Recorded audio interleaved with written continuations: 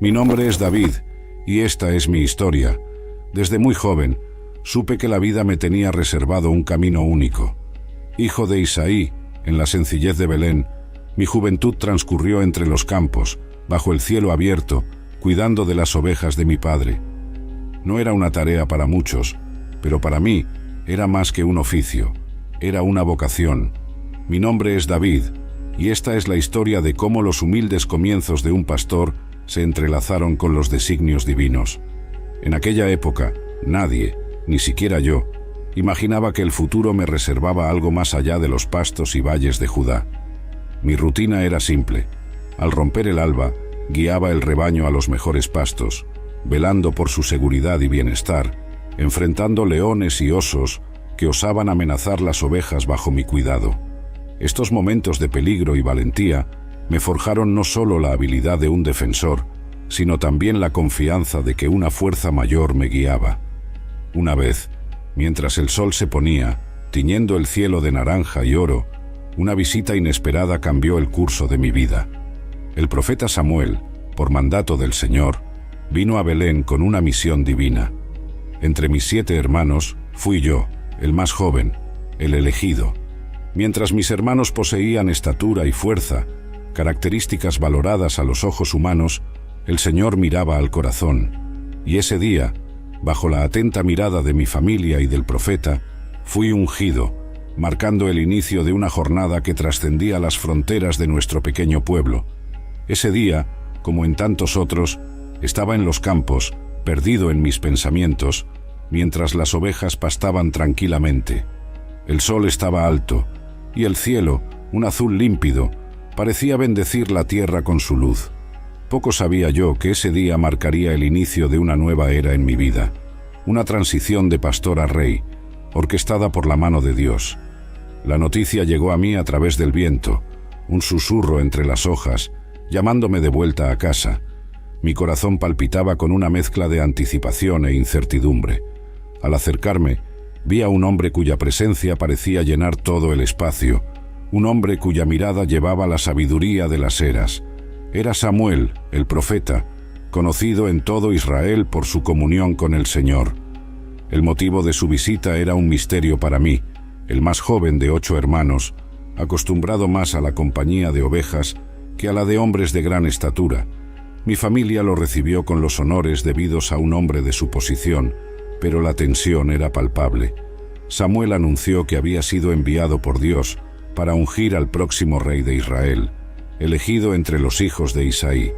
Uno a uno, mis hermanos pasaron por delante de él, cada cual con su fuerza y mérito, pero ninguno fue el elegido. La confusión era evidente en los ojos de todos, hasta que Samuel preguntó: ¿estos son todos sus hijos? Mi padre, casi olvidándose de mi existencia en los campos, me llamó. Cuando entré, las miradas se volvieron hacia mí, algunas llenas de sorpresa, otras de incredulidad. Samuel, sin embargo, me miró con una serenidad profunda, como si viera más allá de mi apariencia juvenil. Sin palabras, derramó el aceite sobre mi cabeza, ungiéndome ante mi familia atónita. En ese momento, una sensación indescriptible se apoderó de mí, una mezcla de temor y exaltación, como si un fuego divino ardiera en mi pecho. Las palabras de Samuel resonaron no solo en nuestro hogar, sino también en mi alma. Este es el elegido del Señor. Aquellas palabras sellaron mi destino, transformando mi identidad de pastor en líder ungido, predestinado a guiar a Israel. La unción no solo me marcó ante los hombres, sino también ante lo invisible, donde el verdadero poder reside. Ese día, aprendí que los planes de Dios son misteriosos, eligiendo lo improbable, lo menos esperado, para cumplir sus propósitos. Mi vida ya no era más mía, era una vida dedicada a servir y a liderar, bajo la guía de aquel que ve el corazón. El regreso a los campos ese día fue diferente. Todo parecía igual, pero yo había cambiado. Ahora llevaba un peso y una promesa, un futuro que se desplegaría en desafíos y victorias, dolor y gloria. Yo era David, el ungido, en cuyas venas corría el llamado a ser rey de Israel, guiado por la mano de Dios a través de los intrincados caminos del destino.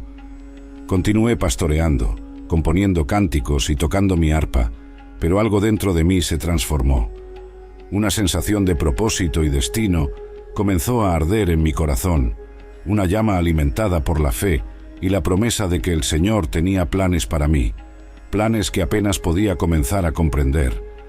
A medida que los días se transformaban en semanas y las semanas en meses, reflexionaba sobre el significado de aquel momento bajo el cielo de Belén. Sabía que, aunque seguía siendo el mismo David, hijo de Isaí, el pastor de ovejas, una nueva historia estaba siendo escrita para mí, una historia que, con fe y valentía, estaba destinado a vivir y a contar. Tras la unción que marcó mi vida de manera indeleble, continué con mis tareas diarias, pero una nueva faceta de mi destino pronto se revelaría. La noticia de mis habilidades con la arpa viajó más allá de los campos y valles, resonando hasta los corredores del poder, donde el rey Saúl, perturbado por un espíritu maligno, se encontraba en un estado de constante aflicción. Los consejeros del rey, buscando aliviar su sufrimiento, sugirieron la presencia de un músico capaz de traer consuelo a través de su arte. Fue así como mi nombre emergió, recomendado por uno de los sirvientes que había oído mis melodías bajo el cielo de Belén. Aceptar el llamado para servir en la corte de Saúl no fue una decisión tomada a la ligera. Yo, que había sido ungido secretamente para ser el próximo rey de Israel, me encontraba ahora en camino a servir al hombre al que sucedería. Había una ironía divina en esto, una trama tejida por el destino que solo el tiempo revelaría en su plenitud. Al llegar a la corte, fui recibido con una mezcla de curiosidad y expectativa. Mi corazón latía con una ansiedad comprensible, pues estaba a punto de tocar para el rey de Israel, un hombre de gran poder y al mismo tiempo de profunda vulnerabilidad. Mis manos, acostumbradas a las cuerdas de la arpa, buscaban traer no solo música, sino también curación. Cuando las primeras notas resonaron por el salón, una calma palpable pareció esparcirse por el ambiente. La música, un lenguaje universal capaz de tocar el alma, comenzó a ejercer su poder. A medida que los acordes fluían, el semblante de Saúl se transformaba. La agitación daba paso a la serenidad, y el peso de su carga parecía aligerarse, aunque fuera momentáneamente. En esos momentos, la música creaba un puente invisible entre nosotros, uniendo al futuro rey de Israel con su antecesor de manera profunda e inesperada. Mi estancia en la corte se volvió regular, y con el tiempo se desarrolló una relación de confianza entre Saúl y yo. Mi presencia era requerida no solo como músico, sino también como compañero, alguien capaz de traer luz a los días sombríos del rey.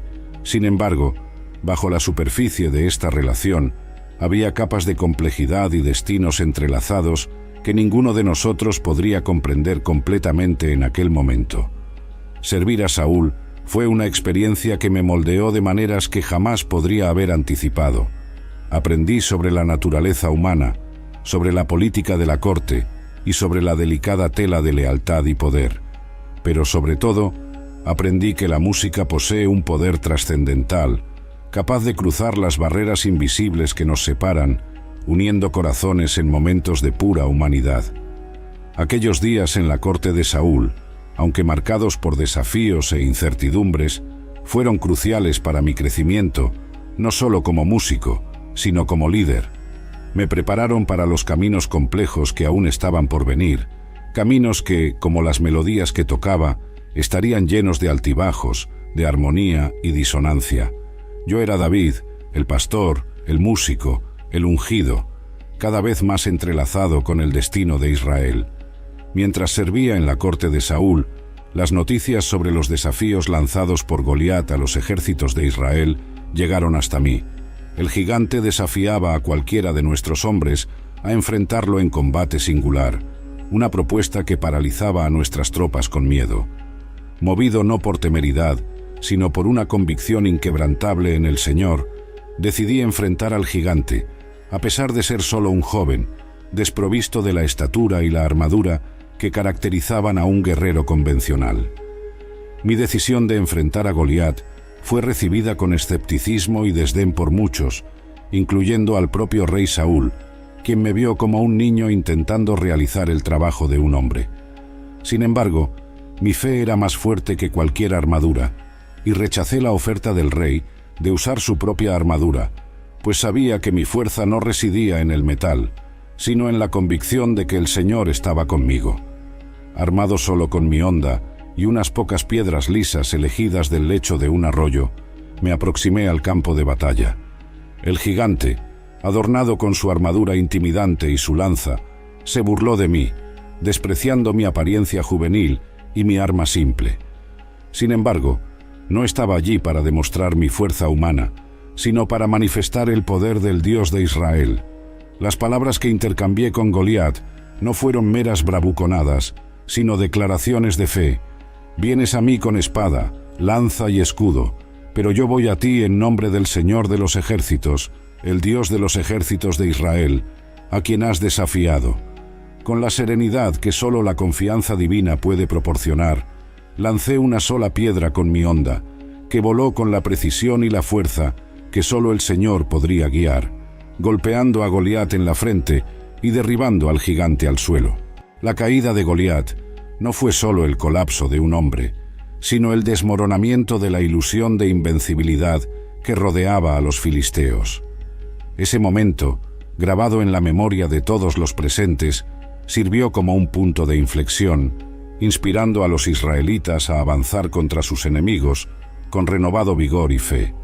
Mi victoria sobre Goliat trascendió el campo de batalla, marcándome como líder ante los ojos del pueblo y como instrumento de la voluntad divina. Más que nunca, comprendí que mi camino estaba intrínsecamente ligado al propósito mayor establecido por el Señor, un camino que requeriría no solo coraje físico, sino una fe inquebrantable en los designios del Altísimo. Tras la caída de Goliat, mi vida tomó un rumbo inesperado. La victoria sobre el gigante no solo consolidó mi posición ante el pueblo de Israel, sino que también me abrió las puertas a una ascensión sin precedentes en la corte del rey Saúl. Entre los muchos que me acogieron, hubo un encuentro que se destacó, marcando el inicio de una de las amistades más profundas que el mundo haya conocido: mi vínculo con Jonatán, el hijo de Saúl. Jonatán, contrario a lo que muchos podrían esperar, no vio en mí una amenaza o un rival, a pesar de mi creciente influencia y favor junto a su padre y al pueblo. En cambio, vio en mí un hermano de alma, alguien con quien compartía ideales, coraje y, sobre todo, una fe inquebrantable en el Señor.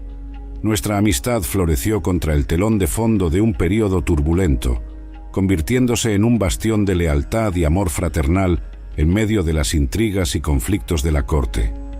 El vínculo entre Jonatán y yo fue sellado no solo en palabras, sino en actos y sacrificios. Jonatán, en un gesto de profundo significado y abnegación, me regaló su propia túnica, además de sus armas, arco y cinturón. Este acto simbólico trascendía la mera intercambio de regalos. Era un reconocimiento de mi posición y un voto de lealtad eterna. Él, que por derecho podría reclamar el trono después de Saúl, eligió en su lugar apoyarme, reconociendo la unción que sobre mí reposaba. Nuestra amistad se convirtió en el pilar de mi vida en la corte. Jonatán era mi consejero, mi protector y muchas veces mi enlace con Saúl, cuando las sombras de la desconfianza comenzaban a formarse en la mente del rey contra mí.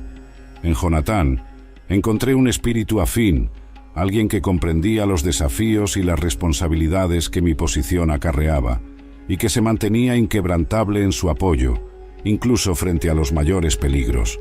La ascensión en la corte, aunque marcada por el éxito y el reconocimiento, no estuvo exenta de pruebas.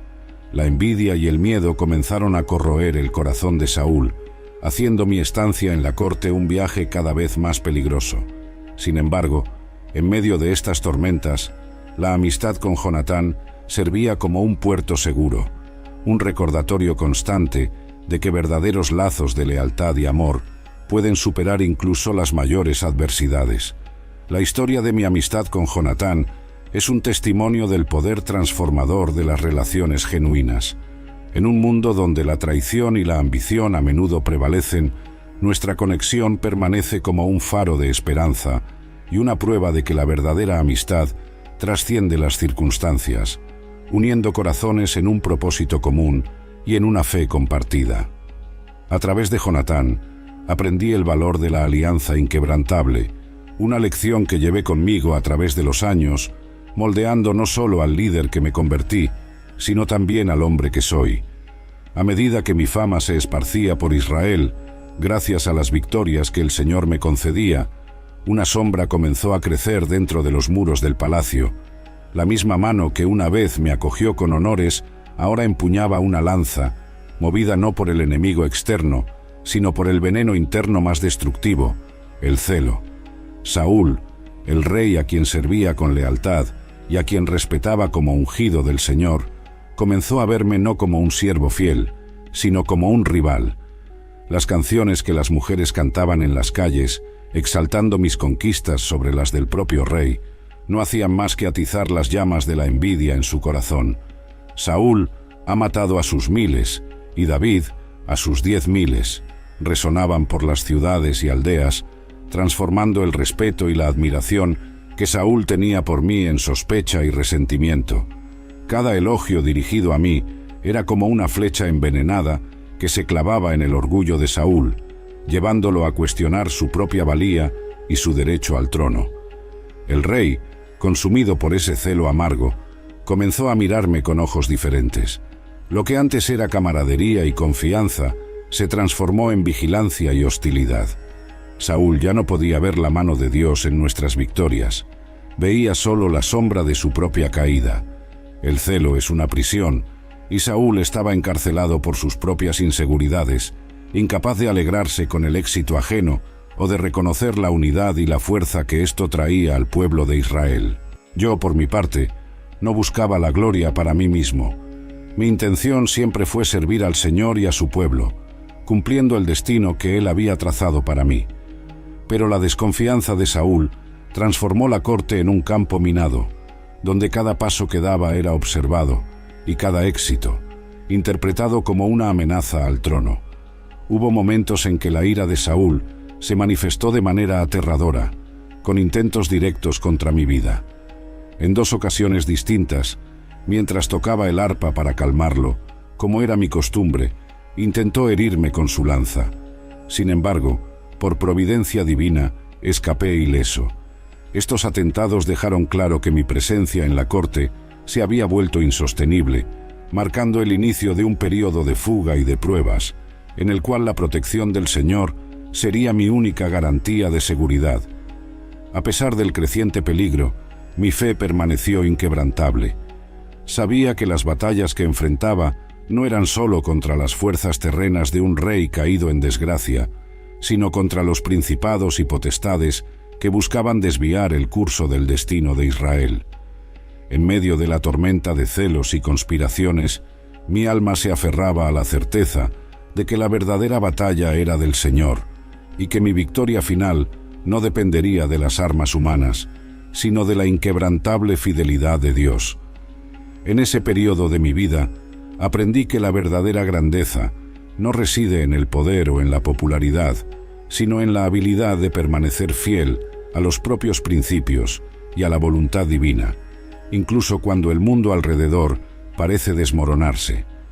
El celo de Saúl, aunque una fuente de gran sufrimiento, también fue un campo de entrenamiento, preparándome para los desafíos futuros y moldeando mi carácter para la liderazza que me esperaba, una liderazza fundamentada en la humildad, en la justicia y en la dependencia completa de Dios. La complejidad de las relaciones en la corte del rey Saúl tomó un nuevo rumbo con la inclusión de un elemento tanto delicado como poderoso, el amor. Mical, la hija de Saúl, entró en mi vida como un rayo de luz, en medio de las sombras que se adensaban alrededor de mi existencia en la corte. El amor que Mical nutría por mí no era un secreto, y esa afección mutua desencadenó una serie de eventos que tejerían aún más profundamente mi destino con el de la familia real. Saúl, consciente del amor de su hija por mí, vio en esta pasión una oportunidad, no de unir 2 almas enamoradas, sino de ponerme en peligro. Me propuso un dote no convencional para el matrimonio, la exigencia de 100 prepucios de filisteos, una misión que, a los ojos de Saúl, seguramente me llevaría a la muerte.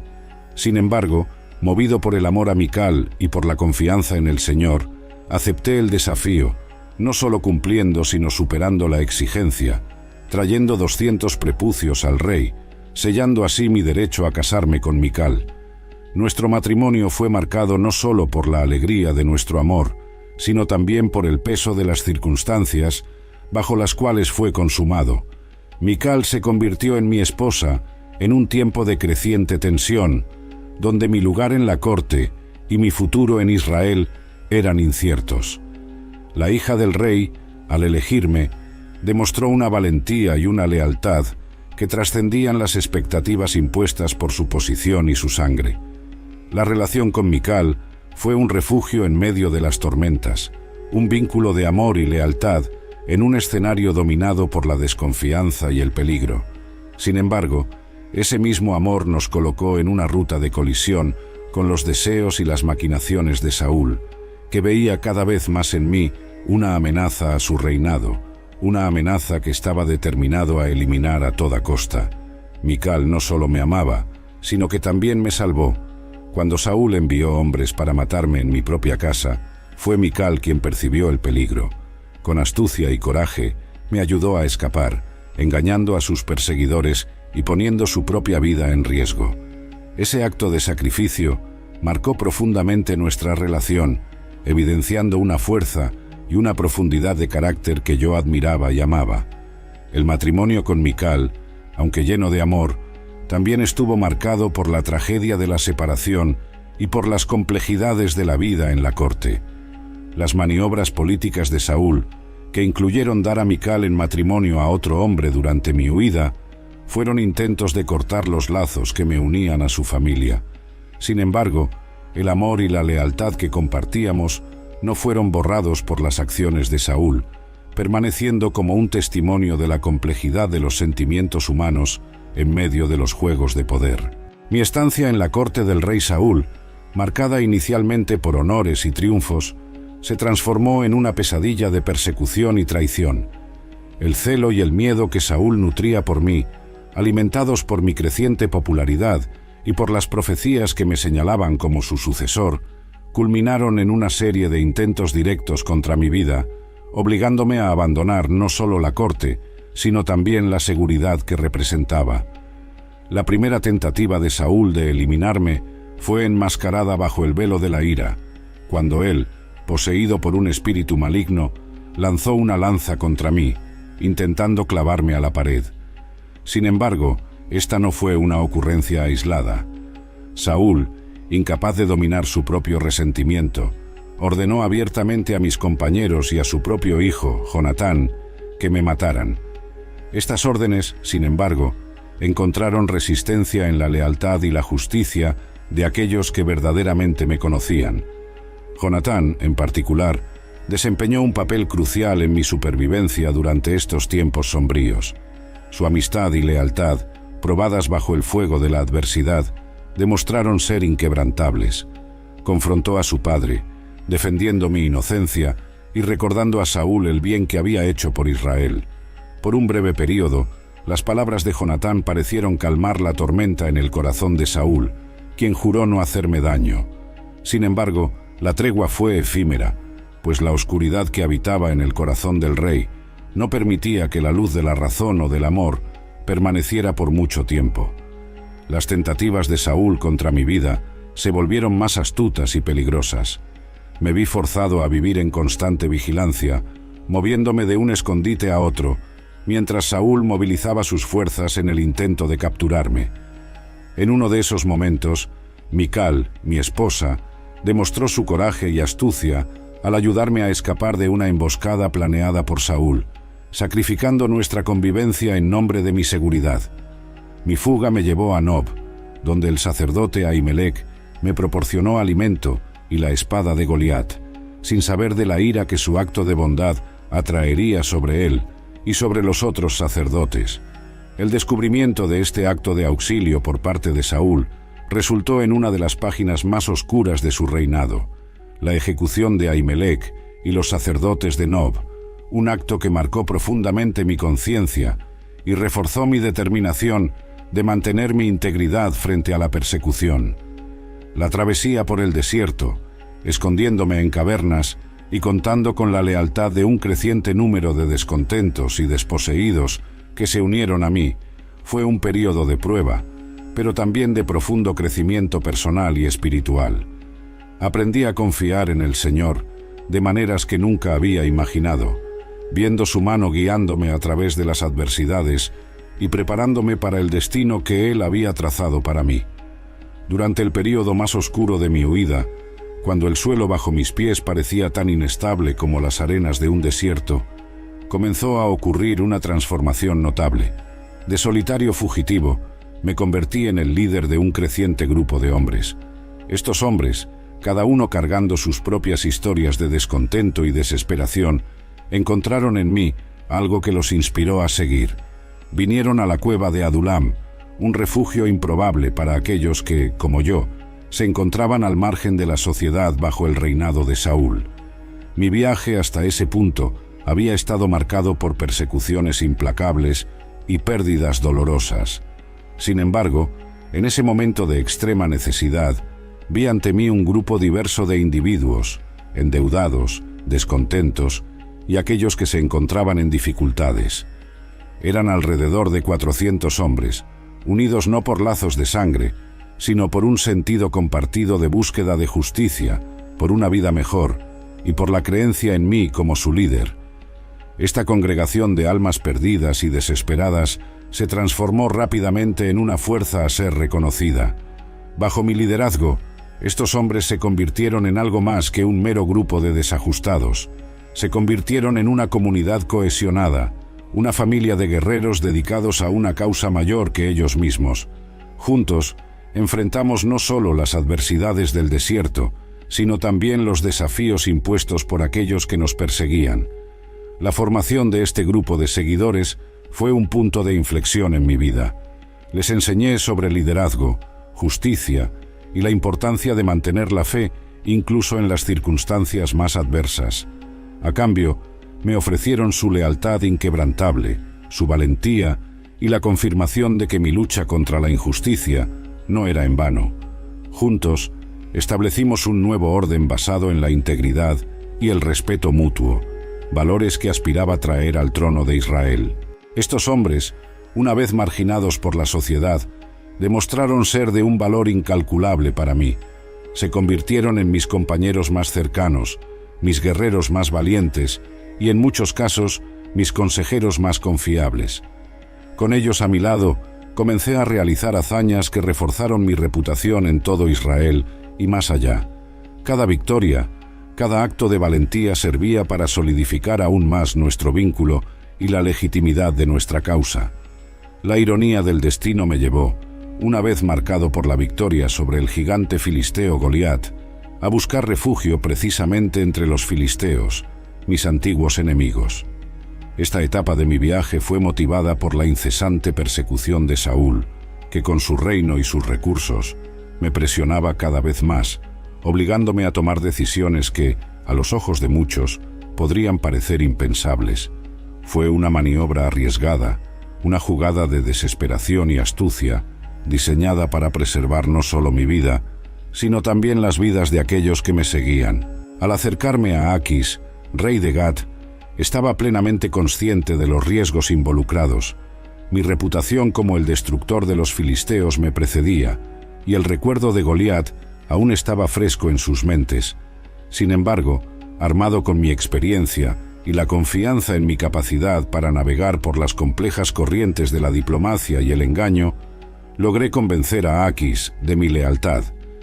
Fingiendo desertar y presentándome como un exiliado perseguido por Saúl, ofrecí mis servicios al rey filisteo, prometiendo mi espada y la de mis hombres a cambio de su protección. Aquis, viendo una oportunidad de usar mi presencia para su propio beneficio, me concedió Ciclague como mi base. Este gesto no solo me proporcionó un refugio, sino también una posición estratégica desde la cual podría operar.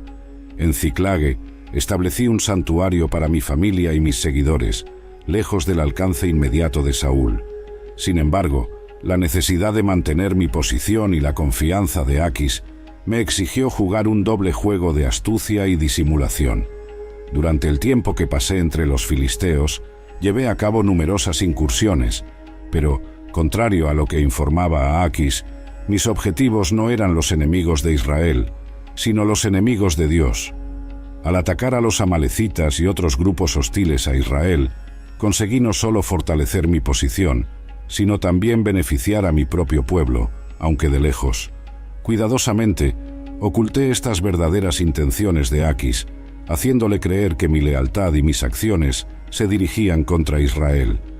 La noticia de la muerte de Saúl y de sus hijos en batalla marcó el fin de una era tumultuosa en la historia de Israel y el inicio de una nueva fase en mi propia trayectoria.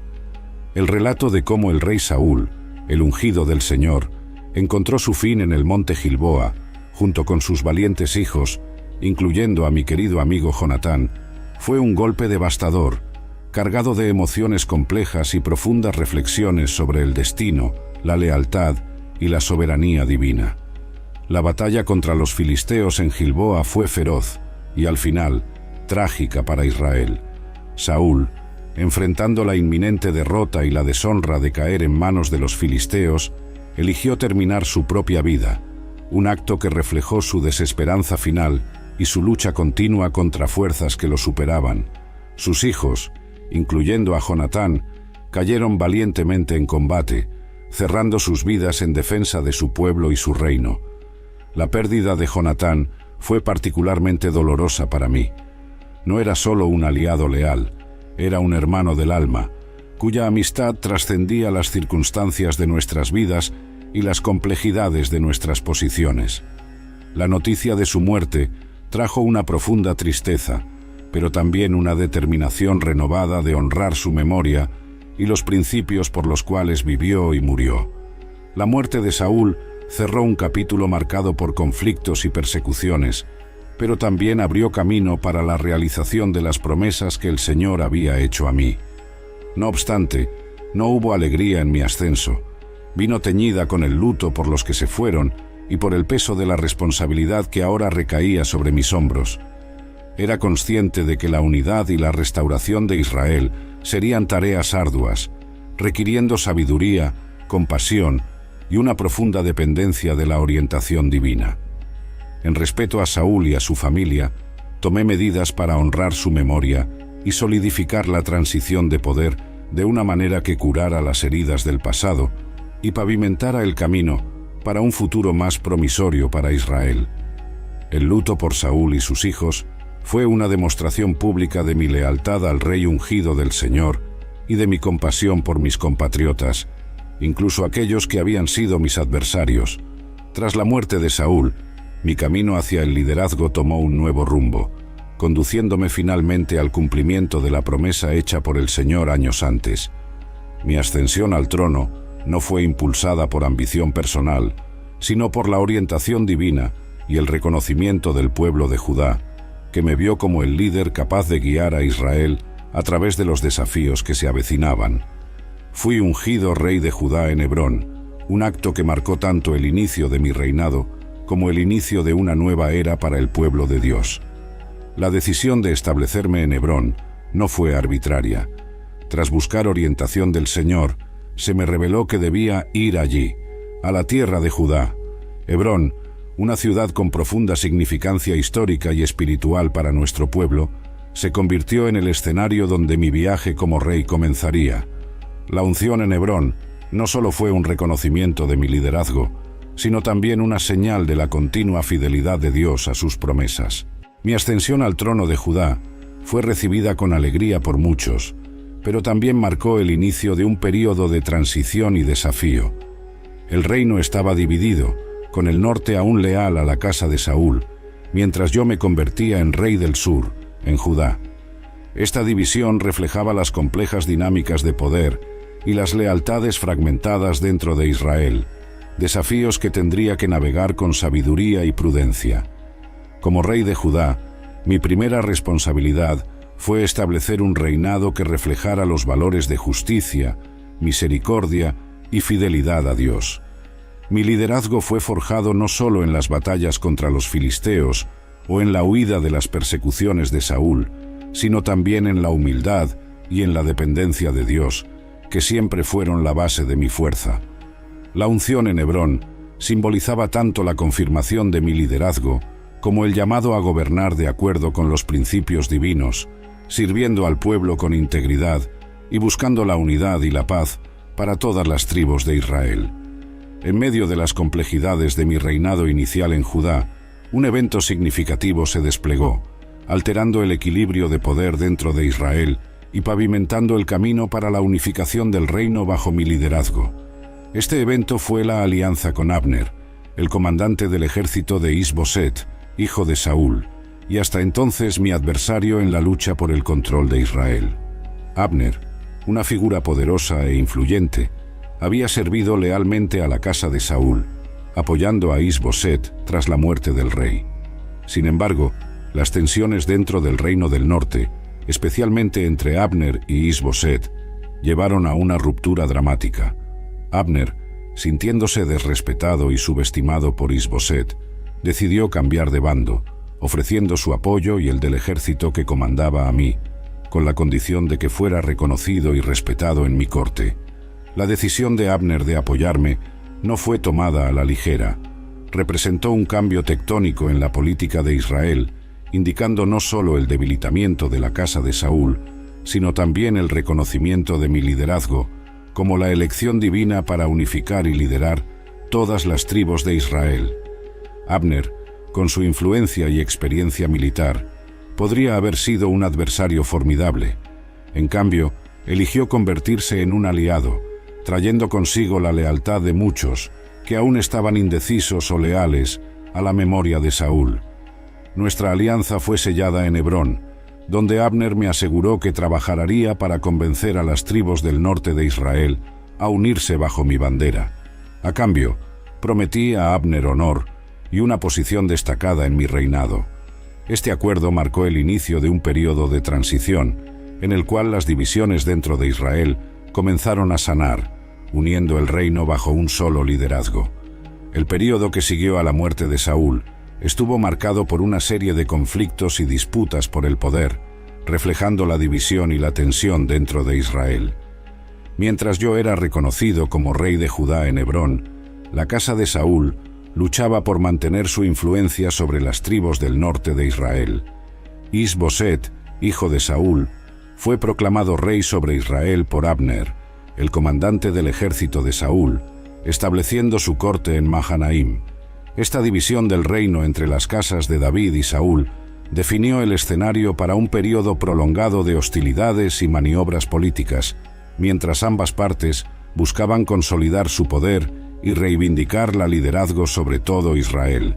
La guerra entre las casas de David y Saúl no fue solo una lucha por el poder terrenal, también reflejó las complejidades de las lealtades familiares, las ambiciones políticas y el deseo divino para el pueblo de Israel. Mientras yo deseaba unificar las tribus bajo un único rey, conforme a la voluntad del Señor, la casa de Saúl, bajo el liderazgo de Is-Boset y Abner, resistía, temiendo la pérdida de su posición e influencia. Los enfrentamientos entre nuestras fuerzas fueron numerosos y a menudo brutales, destacándose la batalla de Gabaón, donde las tropas de Joab, mi comandante, se enfrentaron a las fuerzas de Abner. Esta batalla en particular simbolizó la amarga lucha por el control de Israel, resultando en pérdidas significativas de ambos lados y exacerbando las tensiones entre las dos casas.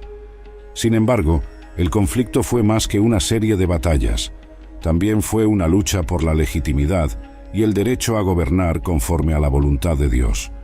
Mientras yo buscaba consolidar mi reinado sobre Judá y extender mi influencia sobre Israel a través de la diplomacia y la construcción de alianzas, la casa de Saúl luchaba por mantener su legado y su relevancia en un Israel en rápida transformación. La eventual transición de Abner a mi lado, trayendo consigo la promesa de apoyo de las tribus del norte, fue un momento decisivo en la resolución de este conflicto. Sin embargo, incluso esta alianza estuvo marcada por la tragedia y la sangre, evidenciada por la muerte de Abner a manos de Joab, lo que amenazó la frágil paz que comenzaba a formarse entre las dos casas. La unificación de Israel bajo mi liderazgo fue un hito en la historia del pueblo elegido por Dios, culminando en mi unción como rey de todo Israel. Este momento representó no solo la consolidación del poder y la superación de las divisiones internas, sino también el reconocimiento de mi liderazgo como parte del plan divino para la nación. Las tribus del norte, que habían resistido mi autoridad en favor de la casa de Saúl, finalmente se unieron a Judá, reconociéndome como su rey. Este acto de unificación ocurrió en Hebrón, donde los ancianos de Israel vinieron a mí, reconociendo nuestra conexión ancestral y la unción del Señor sobre mí, prometiendo su lealtad y apoyo. Mi unción como rey de todo Israel fue un momento de profunda significancia espiritual y política. Reflejó la superación de años de conflicto y la realización de una promesa divina, marcando el inicio de un nuevo capítulo para Israel. Con la unidad restaurada, dirigí mi atención hacia la conquista de Jerusalén, una ciudad que, hasta entonces, permanecía bajo el control de los jebuseos. Jerusalén, conocida por su ubicación estratégica y significado espiritual, era el lugar ideal para establecer la capital del reino unificado. La conquista de la ciudad no fue solo una victoria militar, fue una declaración de la presencia y la bendición de Dios sobre mi reinado y sobre Israel. La captura de Jerusalén y su designación como la ciudad de David fueron actos fundamentales en la consolidación del reino. Transformé Jerusalén en el centro político, religioso y cultural de Israel, trayendo el Arca de la Alianza a la ciudad, un gesto que simbolizaba la centralidad de la adoración a Dios en el corazón de la vida nacional. La elección de Jerusalén como capital no solo unificó las tribus de Israel bajo un gobierno central, sino que también reafirmó nuestro compromiso colectivo con la alianza hecha entre Dios y su pueblo. La ciudad, fortificada y considerada inexpugnable, cayó ante la determinación y la astucia de mis fuerzas. La elección de Jerusalén como capital no fue solo estratégica, sino también simbólica, marcando el inicio de una nueva era para Israel bajo un gobierno unificado. A partir de esa base fortalecida, emprendí una serie de campañas militares que expandieron significativamente el territorio de Israel, extendiendo sus fronteras y asegurando su seguridad contra naciones vecinas y potenciales amenazas. Estas conquistas no solo solidificaron mi reinado, sino que también trajeron prosperidad y estabilidad para el pueblo de Israel. La traída del Arca de la Alianza a Jerusalén fue un acto de profundo significado espiritual y nacional. La Arca, que representaba la presencia palpable de Dios entre su pueblo, había estado por mucho tiempo en la casa de Abinadab, en Kiriat Jearim. Al traerla a Jerusalén, deseaba centralizar la adoración y reafirmar la fe de Israel en el Señor como la fundación de nuestra identidad nacional. La jornada del Arca hasta Jerusalén fue marcada por la celebración y tras un incidente inicial que me hizo reconocer la necesidad de respeto y reverencia en su manejo, fue colocada en la ciudad de David, simbolizando la bendición y la protección divinas sobre mi reinado y sobre Israel. La alianza davídica, establecida en una revelación divina transmitida por el profeta Natán, fue un momento definitorio en mi vida y en el destino de Israel. Dios prometió establecer mi casa y mi reino para siempre, una promesa que no se limitaba a mi reinado, sino que se extendía a través de generaciones, culminando en la venida del Mesías, que establecería un reino eterno. Esta alianza reafirmó la elección de Dios por Israel y por mi linaje, asegurando una relación especial entre Dios y su pueblo, con implicaciones que trascendían el tiempo y la historia. Las hostilidades con los amonitas y sirios representaron un período desafiante durante mi reinado, en el cual la seguridad y la expansión de Israel fueron puestas a prueba. Después de un acto de desprecio de los amonitas hacia mis enviados, se desencadenó una serie de conflictos que involucraron no solo a los amonitas, sino también a sus aliados sirios. Estas guerras se caracterizaron por batallas intensas y la demostración de la fuerza y estrategia militar de Israel. A través de la gracia de Dios, logramos victorias significativas que no solo castigaron a los amonitas por su insolencia, sino que también aseguraron el dominio de Israel sobre regiones estratégicas, contribuyendo a la seguridad y expansión de nuestro territorio. Mi pecado con Betsabé es un episodio que llevo con profundo pesar y arrepentimiento. En un momento de debilidad, me encontré cautivado por la belleza de una mujer que no era mi esposa. Mi posición de poder me embriagó de tal manera que conspiré para la muerte de Urías, su esposo, un fiel soldado, para ocultar mi adulterio. El profeta Natán, enviado por Dios, me confrontó con mi iniquidad, despertándome a la gravedad de mis actos. El precio de mi pecado fue alto, trayendo sufrimiento y muerte a mi propia casa, un castigo que nunca olvidaría. El sufrimiento en mi familia no terminó con mi propio pecado. Mi corazón se quebró al presenciar la violación de mi hija Tamar por Amnón, su medio hermano. Mi inacción ante tal atrocidad alimentó un odio profundo en Absalón, hermano de Tamar, que culminó en el asesinato de Amnón. Esta cadena de eventos desencadenó una espiral de conflicto y traición dentro de mi propia familia, una herida que parecía insuperable. La rebelión de Absalón contra mí fue un golpe aún más doloroso. Mi propio hijo, movido por la ambición y el deseo de poder, se levantó contra mí, obligándome a huir de Jerusalén, la ciudad que tanto amaba. La traición de Absalón no fue solo una rebelión política, fue un golpe al corazón, una batalla entre padre e hijo que nunca deseé librar. La muerte de Absalón a manos de mis propios hombres fue una victoria amarga, dejando un vacío en mi corazón que el tiempo jamás podría llenar. Cuando pensaba que la tormenta había pasado, Seba, un benjamita, incitó otra rebelión contra mi reinado. Aunque esta revuelta fue rápidamente contenida, sirvió como un doloroso recordatorio de las fisuras dentro de Israel y dentro de mi propio legado. Cada uno de estos eventos marcó profundamente mi alma, enseñándome sobre la fragilidad del poder y la importancia de la justicia, la misericordia y el arrepentimiento. A través de cada prueba y tribulación, aprendí que el verdadero liderazgo exige humildad ante Dios y un corazón dispuesto a buscar la reconciliación y el perdón. En mis últimos años, mientras el crepúsculo de mi reinado se acercaba, me encontré nuevamente en medio de decisiones que tendrían consecuencias profundas, no solo para mí, sino para todo el pueblo de Israel. Yo, David, quien enfrentó a Goliat en su juventud y lideró a Israel hacia grandes victorias, también sería recordado por actos que desafiaron la voluntad de Dios y pusieron a prueba su misericordia divina. Movido por orgullo y una búsqueda insensata por el poder terrenal, ordené un censo de todo Israel y Judá. Mi decisión, aparentemente simple en ese momento, era en realidad una transgresión contra Dios. No confié en la promesa divina de protección y prosperidad, buscando en los números la seguridad que solo la fe puede ofrecer. La consecuencia de esta acción fue inmediata y severa. Una plaga devastadora se abatió sobre Israel, cegando la vida de 70.000 inocentes. Mi corazón se quebró ante la magnitud del sufrimiento que mi arrogancia había causado, y clamé a Dios por misericordia.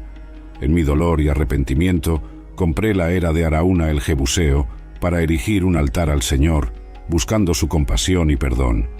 La plaga cesó, pero la lección permanecería conmigo para siempre. En medio de la reflexión sobre mis actos y sus consecuencias, volví mi atención hacia un sueño que había acariciado durante muchos años: la construcción de un templo para el Señor en Jerusalén. Aunque Dios había determinado que no sería yo, sino mi hijo Salomón, quien llevaría a cabo esta grandiosa tarea, dediqué mis esfuerzos a preparar el camino para que su objetivo fuera alcanzado. Reuní materiales preciosos, oro, plata, bronce y madera, además de artesanos hábiles, para que todo estuviera listo para la construcción del templo después de mi muerte. Este acto de preparación no solo era un gesto de devoción a Dios, sino también un símbolo de transición, marcando el fin de mi viaje y el comienzo del reinado de Salomón. Consciente de que mis días estaban contados, convoqué a Salomón para impartirle mis instrucciones finales para gobernar Israel con sabiduría y justicia. Le aconsejé seguir los caminos del Señor, mantener sus decretos y mandamientos, para que prosperara en todo lo que hiciera y a donde quiera que se dirigiera. Mi corazón anhelaba ver a Israel continuar floreciendo bajo el liderazgo de Salomón, y oraba para que construyera el templo como un hogar permanente para la presencia de Dios entre su pueblo. Mi muerte marcó el fin de una era y el comienzo de otra.